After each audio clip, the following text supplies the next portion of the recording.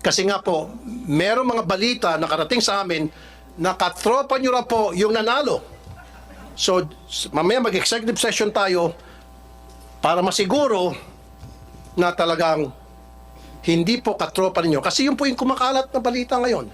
Kailangan ko yung pangalan, identity, nung nanalo. Kasi meron pong balita, 30 million na po ang ininvest ng tropa ninyo para manalo doon sa 690 million na yan.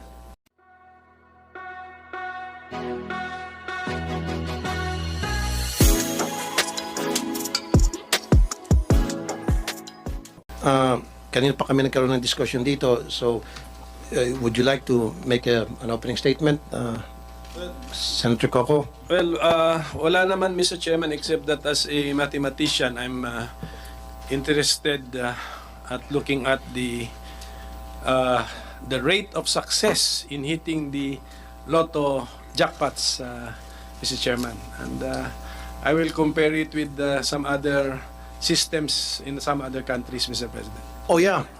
Anyway, nabuksan na rin lang yan.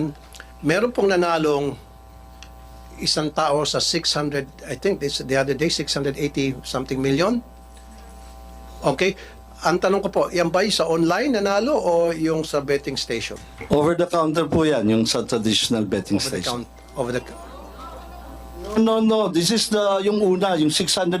Kayo naman. Relax lang. Kagabi yung iloto. Hindi, sa iloto ba ito? Yung sa 600 something million? Sa Relax na. Easy. We'll get there. Hindi, sa iloto ba ito o yung sa Lotto Agent Station? Last night po, Mr. Chair, it was 698 million ang pinatinamaan po. Kaya nga po, yung tumama na yon, saan po siya bumili ng ticket? Sa iloto po. Sa iloto. Good. Now, sa executive session, I need to know kung sino yung nanalo. Kasi nga po, merong mga balita na karating sa amin na katropa nyo na po yung nanalo. Totoo yan. Kaya ako na-brought up yan kasi inopen up ni Senator Coco yung tungkol sa mga pagpanalo-panalo na yan. So, mamaya mag-executive session tayo para masiguro na talagang hindi po katropa ninyo. Kasi yun po yung kumakalat na balita ngayon na hindi ko pinakinggan.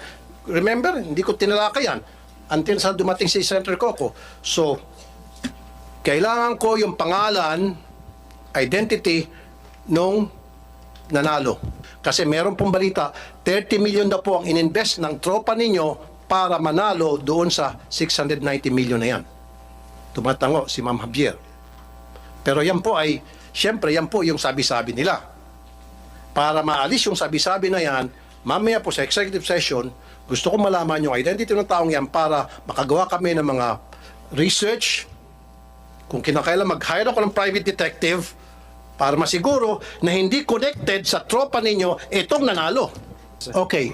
Yung sabi nyo this December, tinamaan yung 642, 649, 645, 655. Are these all from iloto? Hindi po. Last night lang po yung iloto. Okay. Etong picture na ito, very controversial ito ngayon sa social media. Edited daw ito. Yes, Your Honor. Edited.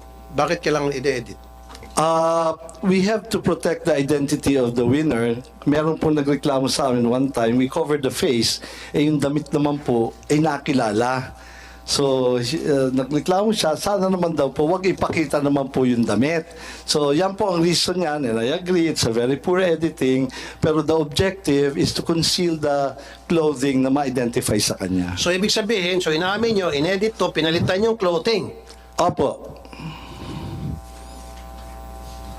Like I said, Mr. Robles, kasi nga po, may clamor na malaman yung katotohanan. Kasi marami sa mga mananayan nagsasabi, yung nanalo ng 690 million, hindi raw yung legit na mananaya, kundi galing daw sa tropa niya. I'm sorry, I'm gonna repeat this again. Yung pong kumakalat na balita, galing daw sa tropa niyo na nag-invest ng 30 million para makuha nga itong 690 million. Para maalis na po yung haka-haka na yan, gusto po namin makita kung talagang totoong tao yon. And then gagawa nga ako ng cross-checking. Sinabi ko na kanina, I'm gonna use the NBI, the ICT, if I have to hire a private detective para magkaroon ng cross-checking kung yun ba ay related sa inyo, hindi. Pag lumitaw na hindi, sabihin ko rito na hindi related, talagang legit winner yan. As I promised earlier, para mapagbigyan natin yung maraming mga katanungan mula sa mga maraming mananaya, I would call for an executive session, Senator Coco, tungkol dun sa nanalo para gusto ko malaman yung identity noon natin sa Senado in an executive session nang sa gayon masatisfy natin yung mga mananaya. Kasi ang sinasabi, ito'y kumakalat na haka-haka na tropa raw ni GM ang nanalo. Yun lang. Can we do it now? Yeah. Siguro secure natin yung lugar at maraming maalis dito muna. Mga nag-attend ng executive session. Okay, so session is suspended for the meantime.